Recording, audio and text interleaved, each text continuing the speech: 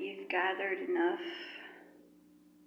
one-on-one time and space with your reality of the judgments that you hold against yourself and others, strangers or neighbors or partners or family, friends, coworkers, whatever it is.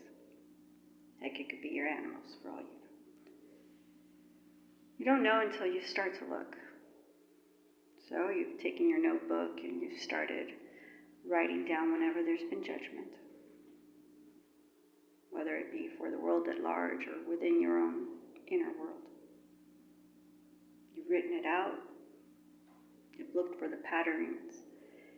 You've inventoried enough that you're starting to get a grip of where these might come from, these judgments. You'll know you're hitting gold mine whenever you feel really uncomfortable, where there's a bit of a fear gripping your inner guts, where you're like,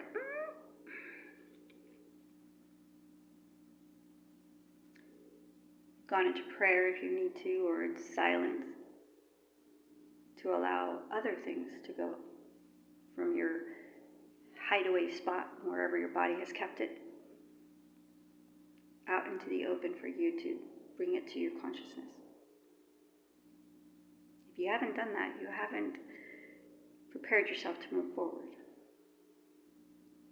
So if you haven't felt uncomfortable, congratulations, you're either thoroughly enlightened and have no business here, or you haven't dug deep enough. There'll be a lot of voices that come up. They won't be your own voice. They'll be your teachers and lovers and friends and maybe friends and bosses and mothers and fathers that come up. Siblings, cousins, whoever was important to you. Important enough that you bought whatever they said as true, when in reality it may be the furthest thing from who you actually are. I've talked about this tool before, but whenever you feel relief after really contemplating that and realizing that, hey, was that even mine? There's a clearing by access consciousness that goes like this. Clear, cancel, and delete, and return to sender. There's a lot more to it in the beginning of that, but you can go to access consciousness and have them help you out with that. For now, we'll just stick to the end bit. Clear, cancel, and delete. And if there is a lightness that there's a grip in your stomach that releases, then you know that it wasn't yours. And so you return it to center with consciousness. And you move on feeling lighter. But for all those things that are making you uncomfortable, that are making you not want to look at it, congratulations, you've hit gold mines. Now look at it and wonder about its intent. In that moment in time when you spoke harsher than you wanted to, or so light it was ignored. Those moments where you keep hearing yourself like a broken record, or when you just didn't have the guts to speak up at all. Those moments when you had it planned out in your head what you would say, and then in the moment it didn't turn out like that at all. And those really bad moments where you just totally ended up making a jackass out of yourself, or hurting someone you care very deeply about. It'll hurt. Swallow the pain so you can taste it fully. Don't run away from it, because that it's not going anywhere. It's just going to create dis-ease in your body and later cancer or God knows what else. Pains in your body. Your body's been through enough. Your heart has been through enough. Your mind has been through more than enough. So believe me, this extra pain and uncomfortableness won't kill you. Feel it and seek to recall what your intent, if you had time to actually set an intent. What was the intent before that moment happened, or those words were spoken, or that action was taken? Did you hear that still voice that said, do this one thing, and instead you did something completely different? What was your intent, and what did you do? That's the second step of this shadow work, after at first having found out what the judgments were. Judgment leads to the intent intended, and the reality of what occurred. Find the disconnect. Journal about how it could have been different. Don't worry about thinking that it's just you trying to rewrite a story or narrative and making it different than it was. That's not the type of work we're doing here. No one else is going to read this but you. Maybe your shrink. Maybe you'll want to comment in the comments and help others. Who knows? Do as you lead, as you felt led to. But journal it fully. Read it a few times. And if you feel you have to burn it, then burn it. But I suggest keeping it around if there's even the slightest bit of hesitation to burn it. Next, the third step, after figuring out the initial intent as opposed to what occurred, would be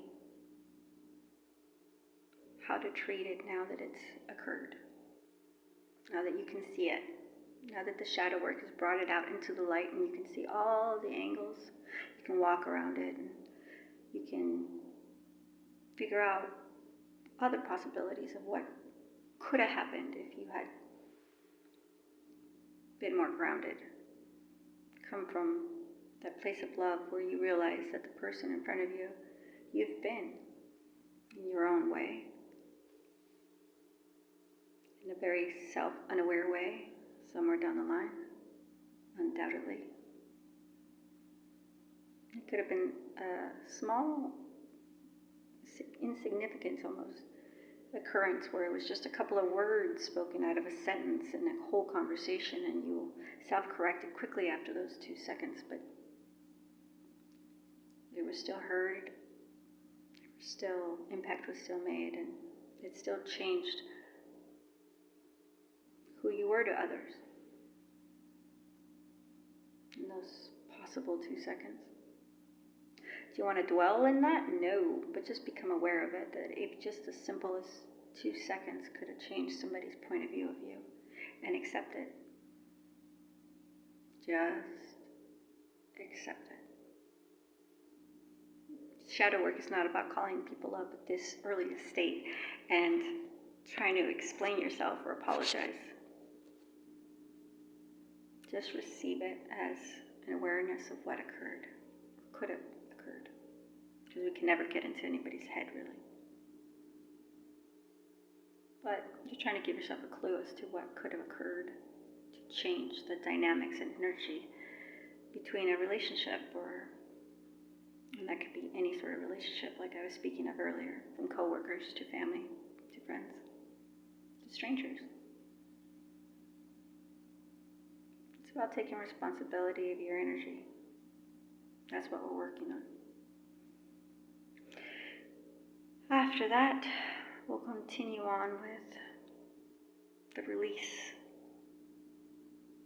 See, shadow work isn't all that time consuming as long as you can eventually work it enough to just know to go there all the way. You can process things quickly. Doesn't mean that they'll go away and that you won't feel the pain or the grief or the shame or the guilt or the joy and the love and the beauty. It's all there. But in the shadow work, we're pulling out the darkness, giving it some understanding, which is what the light means. Giving it light, understanding, viewpoints, seeing its point of view. Accepting it, that radical acceptance of like, yeah, that happened, or that could have been what, or that could have happened then, that caused that, or this. Just all those questions that are still going to be in your mind if you don't do the shadow work. Feel the pain, process it, whatever the emotions are. Next video we'll talk about the release. I'll give you a hint. It has to do with having a mind and heart of a child, an innocent child that's optimistic,